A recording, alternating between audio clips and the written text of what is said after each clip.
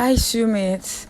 In this video you'll be learning how to make this short with elastic waistband and rope, and of course we have side pockets on it. You can see how free it is, not too tight on the crotch. This short is actually very simple to make, so if this looks like what you like to learn, then you need to watch this video to the very end. My name is Veronica Adams Easy. Welcome to Vera Adams YouTube channel. Without wasting time, let's get started. So if you saw the previous video on how to make the top, you would know that I have just a little remnant to work with here. But if you are yet to see the video of how I made that top, I'll be putting the link in the description box, so go watch it if you like to know how I made that top with dangling pockets. Anyway, so right here I've created a starting line at the top of the fabric, and I'm also doing it at the side. Okay, so from the starting line I'm placing my tape rule at 1.5 inches, and that's for the band, and I'm measuring down 9.5 inches, which represents the hip region, and the length that I want is about 18 inches. I later extended it to 18.5 inches. So now I'm going to measure around the hem of this short, depending on where you want your short to stop. I'm marking 12.5 inches. Actually, about 11 inches will be fine for me, but because I don't want it too tight, I made it 11.5 inches. So I realized that I didn't mark the crotch line. So crotch line is just 2 inches below the hip line. It works well for me. So that is 11.5 inches. So from the starting line on the side, I'll go ahead and mark the hip measurement divided by 4, and that will give me 10 inches. I'll go ahead and add 2.5 inches for freeness, then I'll add 1 inch for stitching allowance. Actually, you can do it as free as you want. You can add 3 inches, 4 inches. It all depends on your fabric and how free you want it to be. Now I'll go ahead and extend this measurement on the hip line to the waistline. That is exactly what I have measured on the hip line. I'll bring it up to the waistline. I'll also go ahead and extend it to meet the crotch line. So right here on the crotch line, I'll determine what I want for the crotch extension, and for me 2 inches is fine. So from that line I'm going to go ahead to mark 2 inches and connect it in a curved manner. I'm using freehand here. Now I'll go ahead to connect this to make the measurement on the hem of the short, just in the way that you're seeing me doing here. So now that we've done that, I'll go ahead and cut this out. This means that we're done with the cutting for the front, and then we can move over to cut out the back. So you see that for this, we didn't actually determine the waistline because of the elastic, so you don't necessarily need to mark out your waist measurement since you'll be adding an elastic to it. So I'll go ahead and bring in the remnant of the fabric. I'll go ahead and place the front pieces on it as so that it aligns. I'm cutting this part out so that the front and the back piece both align at the side, so that the side of the back and the front is the same. So after this is done, I'll go ahead and push the front forward, then I'll measure 2 inches. You know, the back is usually wider than the front, so I'm using 2 inches. You can use 1.5, and you can use 2.5. I'll also go ahead and cut this on the lower part. That's the hem of this short. So once I'm done cutting, I'm sorry that I have to be turning and turning. I just want that every part of this cutting is captured by the camera. Anyways, I'm cutting right to the crotch part, and I'm stopping right there. So now we can go ahead to the starting point. That's the waistline. So on the waistline, I'd go ahead and mark. Remember that we left 2 inches on the side, so make sure that the 2 inches is still intact. So for the front piece, we have a total of about 12.5 inches. So from that space, that's 2 inches extra that we left at the back. Go ahead and measure the same 12.5 inches, and on that point go up by 1 inch. You know, the back is usually higher than the front, so that it accommodates the butt better. So if you are on the big size, you can do 1.5 or 2 inches. So from that extension, 1 inch extension, I'll go ahead and connect from the crotch to meet the 1 inch extension, just as I'm doing right here, and I'll go ahead and cut it out. So you can see that the back piece is deeper, so that I can accommodate the butt well.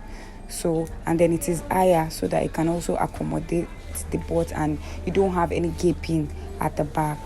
So at this point, I'm trying to indicate the front and the back so that it doesn't become confusing as we go ahead to stitch. So for the pocket, I'll go ahead and measure 6 inches downwards for the pocket opening. I'll create a notch right there, and for the width I want about 2 inches, so I'll go ahead and make a notch at the side. So I later increased it to 7 inches, but you can do 6 if you want. So I'll connect right from the 2 inches on the side to the 7 inches on the length, just as you're seeing me doing. I'll go ahead and cut this out, and this will serve as the pocket opening. If you saw the making of the top, the crop top, you would note that we used a crepe fabric for the collar and the pocket. So right here I'm also using that same crepe fabric for the pocket. The pocket right here is on fold. I have it in length 10 inches and width of 7 inches. So I'll go ahead and bring the pocket, I'll place it below this short, and I'll cut. But make sure that you're not cutting the 2 sides together, just one side. I was actually cutting 2 sides before I realized, so make sure you don't make that same mistake. So just one side so that the other side is still left intact. I hope you understand this. Then, because this crepe does not have a wrong side and a right side, so I can get away with it, but make sure that you align the right side of the short with the right side of the pocket, and go ahead and pin down, and make sure it is that part that we cut out so that it aligns with that side of the bodies. So I'll go ahead and pin down and run a stitch from the top. I'll illustrate with the help of the chalk. So I'll stop at the where you have that notch. I'll go over to the sewing table and sew it down. Then I'll also run a top stitch on the crepe fabric, that's on the pocket fabric. And this is what we have after I was done stitching. Here's the top stitch right on it. So go ahead and also make a notch on the pocket fabric so that it is easy to turn over, just as what you're seeing. So if you want, you can go ahead and run a top stitch right here, but I don't want any stitch, so I'll just go ahead and iron that part down. Yes, I don't want any stitch at all, but you can create a stitch if you want. So once that is done, go ahead and fold the pocket just as you're seeing me doing here. Make sure that the pocket is aligning well. Now for this kind of pocket, you have to sew the right side first. So the right side is what I'm touching. This is the right side, so I'll go ahead and fold it back. So we sew on the right side first before sewing on the wrong side. So I'll go ahead, and just as I'm using the chalk to illustrate, then I'll stop before we get to the notch that is already on the body. So like about 1 inch away from that notch, just stop right there. Once I was done stitching, I went ahead to place a notch at the part that I stopped stitching the pocket, and I'm cutting off the excess so that the pocket is not bulgy on the wrong side. So I'll then go ahead and turn it inside out. After this is done, you can still go ahead and run a top stitch on the wrong side of this pocket, but I think it's fine. I'll just give it a good press, and this is what it's looking like at the back. See, so if you press, everything will lay flat. So at this point, just like I said before, you can decide to run a top stitch on it, but I don't want to do that. So at this point, we're done with creating the pocket for this shorts. And remember that we cut out 2 inches at the top on the waistline. Make sure that whatever you'll be having there is still 2 inches. Make sure that it's not less and it's not more. So after that is done, I'll go ahead and create a stitch to hold the pocket to the front piece of this short. At this point, we're done creating the side pocket for this short. I'll go ahead and do the same just as we did for this side. I'll go ahead and do it on the other side. So as you can see, the other side pocket has been fixed off camera, so that means we can move on to joining these pieces. So I'm bringing the two front pieces together, and I'll go ahead and run a stitch from the top, from the waistline down to the crotch, just as you're seeing me illustrating here. Once that is done for the front, I'll go ahead and do same for the back, joining at the crotch line, and make sure that your fabric is facing each other right side. I'll take this to stitch down, and here we have it after I was done stitching. This is the front pieces joined together. This is what it looks like, and then I'll bring in the back piece as well. Then I will align the two at both sides and go ahead and use 1/2 inch to stitch down right from the waist region to we get to the hem of this shirt. I'll repeat the same thing for the other side as well. Make sure that when you're making the stitches along this area, that the pocket is sitting well. So now this is what we have after I was done stitching on this side. So the next thing to do is to align this at the crotch area so that we can stitch the crotch area, that's the thigh region. So I'll go ahead and first align both pieces at the crotch. You can open this up, open the stitches up. So I'll go ahead and run 1/2 inch stitch from one leg to the other leg. By this point, I realized that this short was actually too short, if you can permit me to use that. So I went ahead to cut out this fabric on fold. I have it 2 inches on fold, so I'll go ahead and just join it so as to just make this short a bit longer, because if I should fold it without this fabric, it would actually be too short.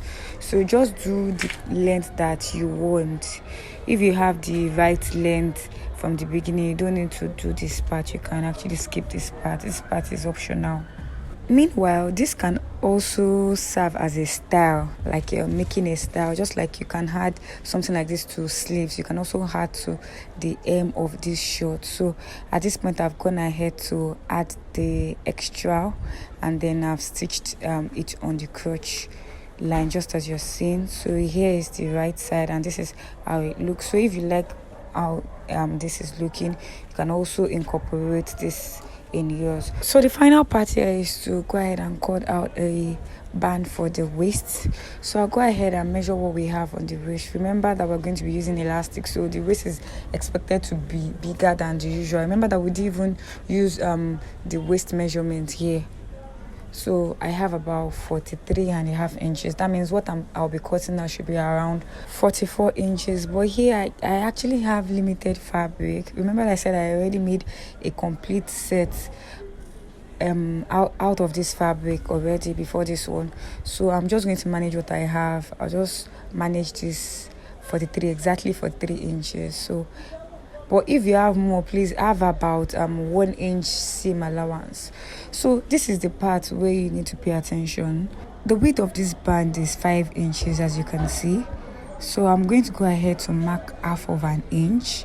Yes, I'll chalk that out. From that 1/2 inch, I'll go ahead and mark 2 inches downwards, and that will be the opening that we'll have. Don't worry, you understand as we go on. After these 2 inches, whatever we have left, to go ahead and sew. So what we're doing is this first 1/2 inch, you go ahead and sew it. Stop at that 1/2 inch, leave this opening, and then start sewing from after these 2 inches. So the 2 inches will serve as the opening.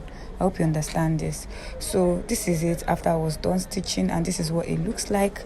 So that means we have an opening of 2 inches. So I'll go ahead and fold this band into 2. So this band will be on fold. That means we have 2.5 inches on fold. So that 1/2 inch that we left would serve as the stitching allowance. So you can see the opening at 2 inches here. This part was easier to fold because I'd initially ironed this band even before stitching. So you can go ahead and do the same when making yours. So I'll bring the band. I'll align the part that has the opening to the right side of the front. So where I'm stitching is the front. Make sure that you're aligning that part that we have the opening to the right side of the front of this shirt. I hope you understand. So then after that is done, go ahead and align every other part. This is one side of the front. Next I'll go to the center back and align also, then to the second side. Once these sides are properly aligned and pinned, I'll take this to the sewing machine and stitch with 1/2 inch. So now at this point I'm done stitching, and this is what it looks like. You can see the seam. I'll go ahead and give this a good press. So now you can see that we have 2 inches for the band. So the 1/2 inch rather is for the for seam. So I will divide these 2 inches into 3 parts. I'm using the tape rule, and whatever I have, I'll go ahead and create the mark on the waistline so as to have a straight line. I'll be using the tape rule to guide me. I'll go ahead and do this all around the waistband. I'm actually taking my time so that everything comes out straight. I don't want to just I don't want to eyeball it. I want to have like everything marked out correctly. So the same thing you're seeing me doing here, I'll go ahead and do the same at the back of this waistband. After this is done, I'll go ahead and take this to the sewing machine and run a stitch all around. This means that we'll have 2 lines of stitches, and this would create 3 openings for us. So here we have it. You can see that we have 2 lines, 2 stitching lines, if I can call it that, and this is the opening. This is the front part. So that means, if you can see, you discover that we have 3 openings even though we have 2 lines. These 2 lines have actually created for us 3 openings. So what I'm doing right here is measuring the elastic. The natural waistline I'm working with is 30 inches, so I removed about 4 inches from it, so I had 26. So this elastic is 26 inches in length and 1/2 inch in width. So I'll go ahead and pass this elastic inside. This can be time taking, so you have to just take your time. What you need to take note here is that whatever you're going to be using as the space for the opening has to be more than the size, the width of the elastic you're using. Remember that we divided the waistband width, which is 2 inches, into 3. Definitely what we add for each opening is more than 1/2 inch. So that's why we can actually use this 1/2 inch elastic conveniently. So the logic is just that whatever you're using as your opening, make sure that your elastic is not wider than it, so that it can accommodate it without any troubles. I hope you understand this. So I'm done passing the first rope. I'm going to go ahead to tie. I don't like to sew because they are very tiny, so I'm going ahead to tie very strongly. See how I'm stretching it? Then I'll go ahead and cut off the excesses that you see right here, so that it's not bulky and it can pass in through the opening conveniently. Now that this is done, I'll go ahead and do for the second one. So the rope's supposed to be in the middle, so I'm going to pass the second elastic in the last casing or the last opening. That means the one that is closest to the seam. I hope you understand this. But if you want to make everything elastic, it's also possible. You don't necessarily need to use rope for the last one. You can use everything. You can make everything elastic. But I am making this part elastic, and the last one will be the rope. So I'm going to do this just the same way I did the first one, and then tie.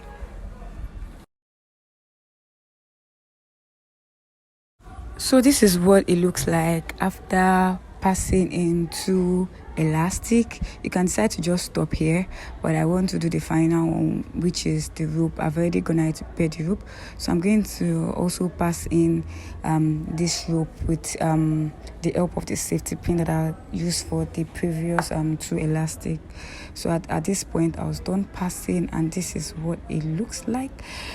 If you saw this video to this point and it was helpful, do well to give it a thumbs up by clicking on the like button. If you're new here, if this is your first time on this channel, do well to subscribe, as I post useful sewing content weekly. And if you have questions, feel free to drop it in the comment section. I'll respond to you. This is how it looks on me. If you'd like to learn how this top was made, I'll drop the link in the description box. Till I see you in my next video. Bye.